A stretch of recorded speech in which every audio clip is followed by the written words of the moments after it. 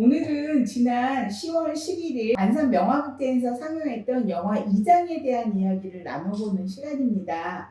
영화 2장은 간단히 설명하면 2019년도에 제작돼서 2020년 3월 25일에 개봉한 93분 분량의 가족 드라마 코미디 장르의 독립영화입니다. 정승우 감독이 연출을 맡았고요. 아버지의 묘를 이장하는 5남매의 1박 2일의 과정을 중심으로 한국 사회에 깊이 뿌리내린 가부장제의 단면과 폐해를 냉철하면서도 유쾌하게 보여주고 있습니다. 자, 그러면 오늘 참여해주신 어머님들 소개를 잠깐 드리는 시간을 갖겠습니다. 어머님 먼저 해주세요. 네. 저는 경기도 군포시에서 온 김신혜입니다. 여기 어머님은요? 저는 경기도 군포시에서 온 김신혜 친구 최성혜입니다. 안산 명화극장에서 이제 11월에 이 영화 2장을 상영할 예정인데요. 아직 안 보신 분들에게 이 영화를 보시는 걸 소개한다거나 이 영화를 보신 어머님들의 느낀 점을 한 번만 간단하게 말씀해 주세요. 김신혜 어머님부터요. 네.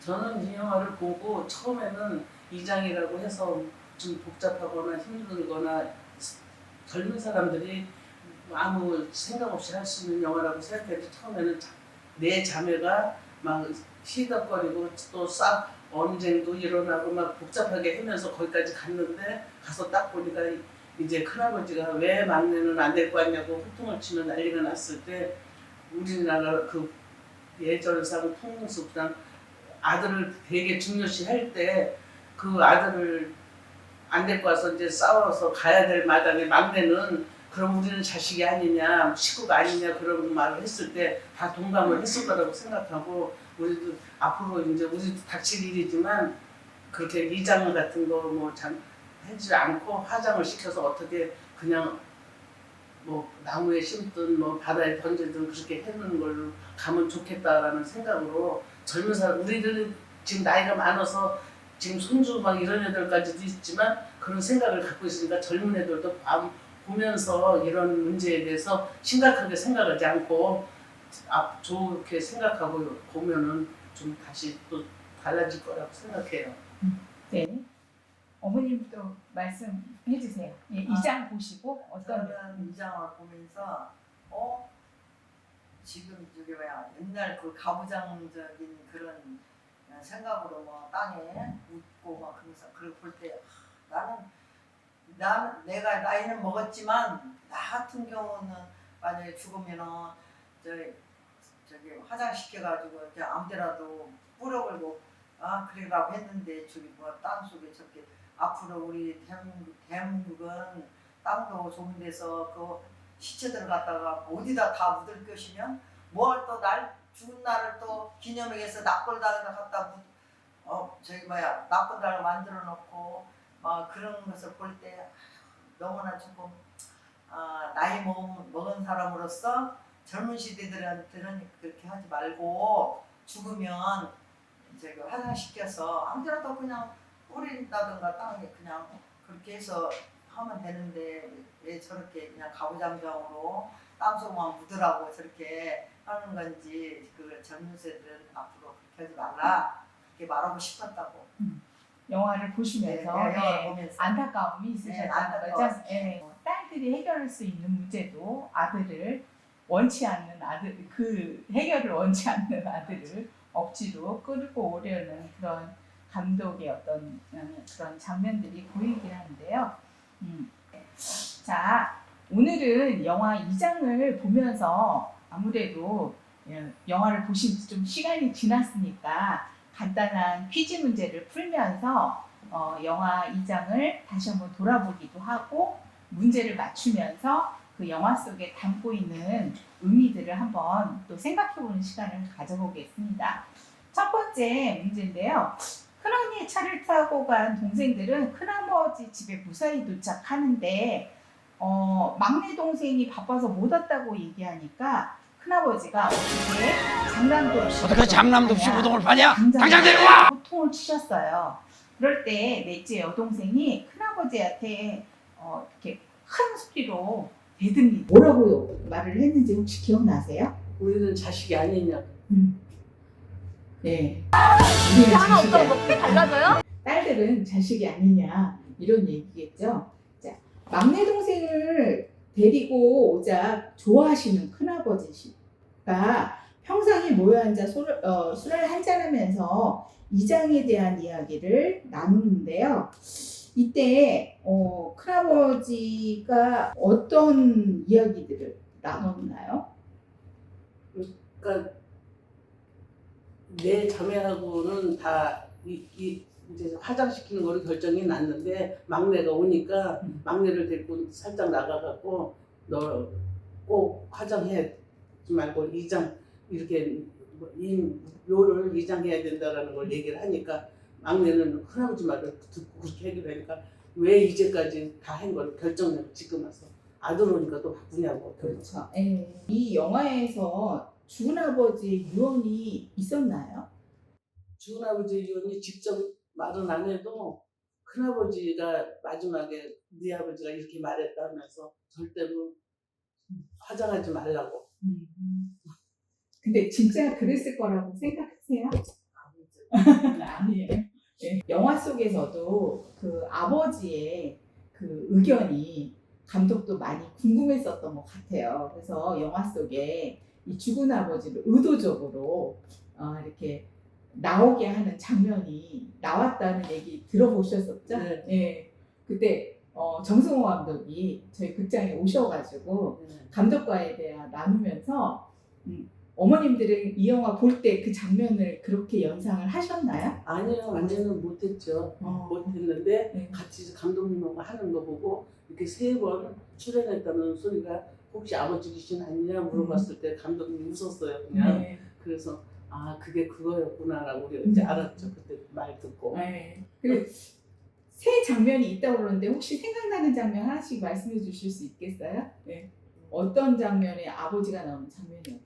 그 바닥을 닦을 때 네. 그때 한 장면 나왔었어. 여객 터미널에서 네.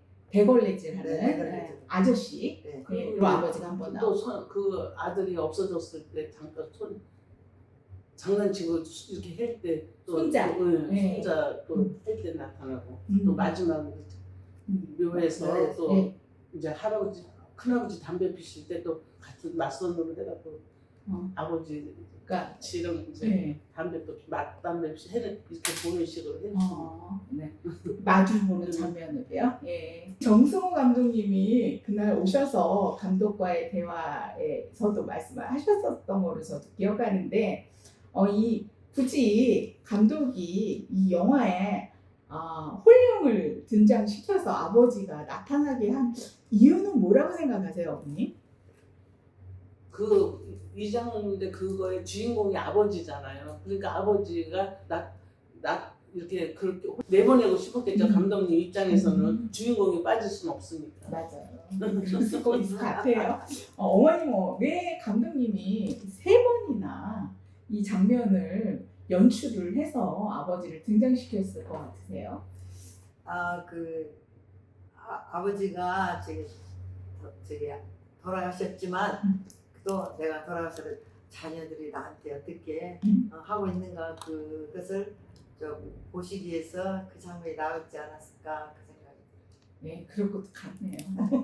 정말 공감이 돼요. 당사자의 문제에 당사자가 빠져 있다는 게 뭔가 문제가 있죠. 그래서 어떻게 보면 아버지도 이 문제에 같이 주인공으로 등장하고 또 이 문제를 해결하는 사람들은 결국엔 자식들이기 때문에 자식들이 또 이 내 문제를 어떻게 처리하는지 궁금하고 또 그 과정이 이 영화의 또 핵심을 다루는 거라서 중요하게 등장했던 장면인 것 같아요. 예.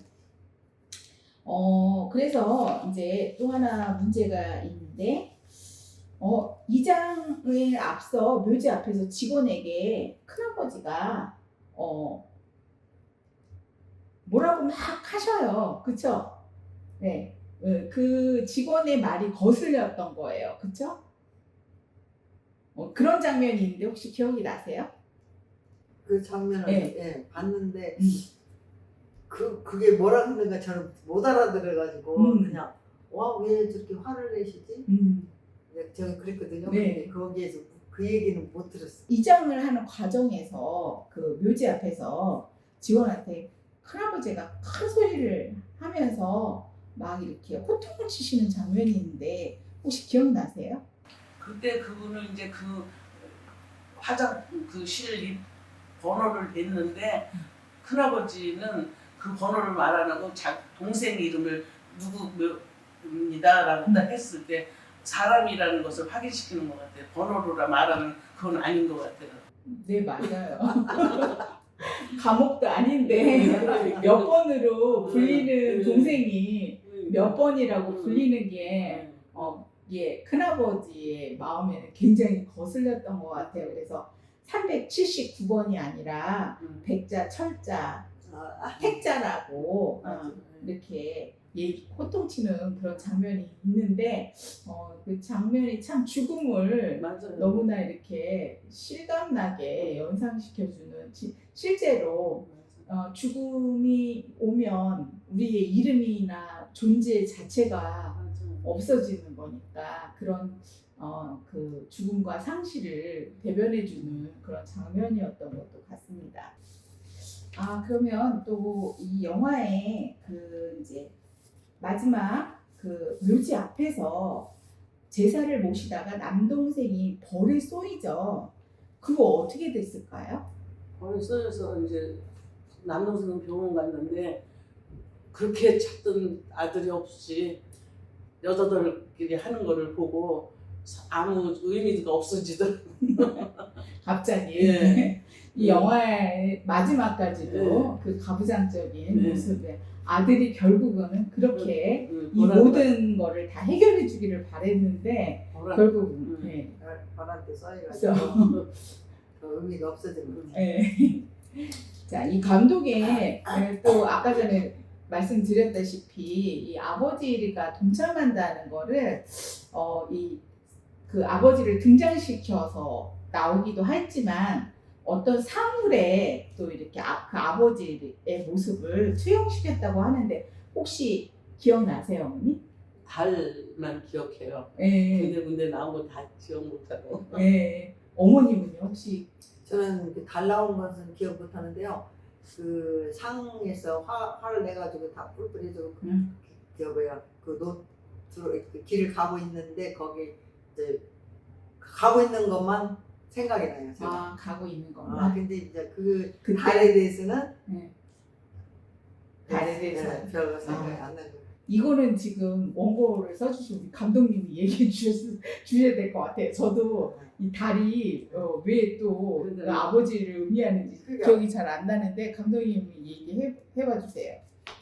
영화 2장에서는 총 3번의 달의 화면이 나옵니다. 그러니까 그 감독의 의도는 달이 아버지의 혼령으로 그러니까 산자, 지금 남아있는 가족들하고 죽은 자, 자기를 나타내고자 했다고 했는데 이제 첫 번째 달은 그 타이틀이 뜰 때, 낮에 달이 뜰 때 2장이라는 타이틀이 나오면서 그 달을 보고 있는 손자 얼굴이 나와요. 그러니까 할아버지가 손자를 보듯 아니면 손자가 할아버지를 보는 느낌이라고 이제 표현한 것 같고, 두 번째 달에서는 그 가족들이 이제 남동생을 데리고 와서 평상에서 술 마시면서 이제 2장에 대한 얘기 막 하잖아요. 그때 이제 한바탕 소란이 일어나면서 가족들이 큰아버지를 피해서 이제 밖으로 나가면서 큰아버지 얼굴이 이제 잠시 시무룩한 얼굴이 나오고 밤달이 나와요. 근데 밤달이 나온 다음에가 이제 밤길에 걸어가는 가족들. 그러니까 이제 그 아버지 혼령이 이제 가족들을 밤길에 걸어가는 혼령을 보고 있는 것 같은 느낌이었다. 세 번째 달은 수목장에서 이제 그 막내 남동생이 그 벌에 쏘여가지고 그 묘지에서 떨어지잖아요, 밑으로. 떨어진 다음에 병원에 입원하잖아요. 그래서 입원하고 이제 퇴원을 해서 수목장 하는 날, 수목장 하는 모습을 그 남동생 큰 얼굴이 보이면서 걔 혼자 이제 바라보는 얼굴이 나오고, 그 다음에 이제 또 달이 한 번 또 나와요. 이제 그 달은 그 아무래도 가부장적인 영화니까 그 죽은 아버지가 혼자 남은 남동생, 그러니까 여자식들은 많지만 남자 외아들이 있는 그 자식을 걱정하는 마음이 아니었을까라는 생각을 합니다. 저는. 그런 것 같습니다. 자, 그렇게 말씀하시니까 조금 네. 생각나요. 예. 이번에 저희가 이제 이 인디 시네마를 진행하면서요, 저희가 그냥 단지 영화를 보고 끝나는 게 아니라 그런 영화를 통해서 또 이렇게 배워가는 많은 과정들을 이렇게 진행하고 있는데, 어떨 때는 영화 해설을 맡아주는 강사 선생님 오셔서 영화에 대한 뒷이야기나 영화가 담고 있는 많은 의미들이나 소재들을 또 설명해 주시기도 하고, 오늘처럼 그 정승호 감독이 직접 오셔서 감독이 이 영화를 찍을 때 이런 장면을 넣었던 이유를 이렇게 또 설명해 주는 그런 시간들도 이렇게 참석해 보셨는데, 이런 영화들이, 이런 독립 예술 영화들을 보는데 어떤 좋은 작용으로 긍정적인 면을 그런 프로그램들의 긍정적인 면이 있다면 어떤 면이 있는지 어머니 한번 말씀해 주실 수 있을까요? 그러니까 지금은 그 이장 문제에 대해서 사람들이 부담을 느끼죠. 젊은 사람들은. 근데 사실 애들이 부담을 느낄 수 있는 그런 게 아니라 오히려 우리들이 더 편하게 애들을 해주고 싶은 마음인데, 그런 부담 갖지 말고 정말 살아있는 사람 살아있는 사람대로, 또 죽은 사람은 또 죽은 사람대로 편하게 보내줄 수 있는 그런 거를 보는 좋은 계기가 된 영화 같아요. 그래서 젊은 사람들이 그냥 좀 이런 영화를 많이 봐주셔서, 왜 우리들이 어른들은 니네들한테 전 피해주고 싶은 사람들이 아니다라는 것도 좀 알려주고 싶고 그래요. 이번에 경기 인디 시네마 진행하면서요, 저희가 감독과의 대화도 하고 또 강의를 부탁드려서 영화 해설을 또 하기도 하고, 우리 관객들이 만나서 같이 영화에 대한 커뮤니티를 만들고 영화에 대한 이야기를 나누는 많은 프로그램들을 진행하고 있는데, 이러한 것들이 어떤 점에서 좋은지, 어떤 점이 참 필요한지 혹시 느끼시는 점이 있으면 얘기해 주실 수 있을까요, 어머니? 우리가 영화 볼 때는 그냥 영화 내용으로만 쑥 보다가 이제 영화 딱 끝나고 그렇게 감독님하고 그 해설하시는 분하고 대화 나누는 중에서, 예를 들면 이번 영화에서 아빠 귀신이라고 나올 때 그것도 우리가 봤어도 영화 볼 때는 그것이 아빠 얼굴하고 또 세 사람이 똑같다는 걸 생각 못했다가 그 얘기를 듣고 나니까 그게 그거구나 하고 하나씩 또 깨달아지고, 뭐 달 문제도 그렇고 여러 가지 그렇게 해서 그게 참 도움이 되더라고요. 영화를 봐서 그냥 우리가 그냥 생각하면 자매들끼리 지지고 볶고다가 이장하고 갔는데 그걸로 끝날 수 있는데, 영화인데 그 감독님 통해서 처갓집을 통해서 처갓집 자녀들이 많은 셋되는 것도 젊은 감독이 그런 영화 한 거에 대해서 많은 또 생각이 달라지더라고요. 젊은 사람들이 생각이 어떻게 이런 이장까지 이런 영화를 했나 싶고 많은 도움이 됐어요. 어쨌든 영화를 보고.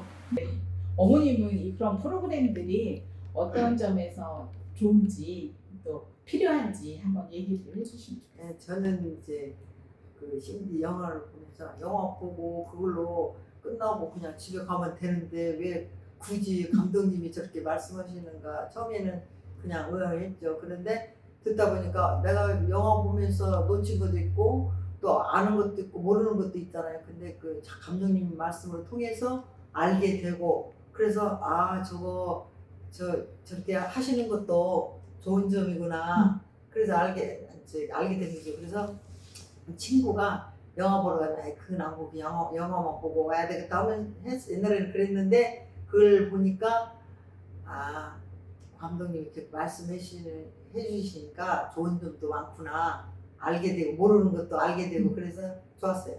어떻게 보면 영화에서 놓치고 네. 관객의 입장에서 놓칠 수 있는 장면인데, 감독님은 네. 한 장면 한 장면을 나름대로 의미를 가지고 네. 이렇게 찍기 때문에 그런 이야기를 나눠보면 이 영화를 좀 다른 입장에서 보게 되니까 재미있으시죠. 네, 맞아요. 예, 그래서 훨씬 더 흥미도 있고. 제가 저 영화만 본다고 오고 네. 그러면 안 따라 그런 게 조금 제가 그러거든요. 근데 저기 그 참석해 말씀하신 뒤로부터는 우리가 영화 보다가 저게 깨달지 못한 것도 있고 그런 게 여러 개 있잖아요. 근데 알게 해주시니까 확실히 좋다.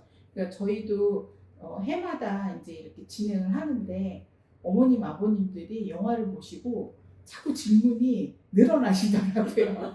그래가지고 이제는 우리가 감독과의 대화를 좀 해봐도 되겠다. 옛날에는 이 감독과의 대화를 할 수 있는 분위기나 이런 것들이 조성이 안 됐는데 몇 년을 지나고 나니까 그런 것들을 나름대로 이제 궁금해하시기도 하고 그 장면의 의미가 하는 왜 그 장면은 뭐지 이런 것들에 대한 궁금증을 또 해결해주는 좋은 키들이 되는 것 같아서 저도 해마다 그 필요성을 좀 많이 느끼고 있어요. 예. 오늘 긴 시간인데 또 어머님들 이렇게 참석해 주셔서 너무나 감사합니다. 저희가 특히나- 감사해요.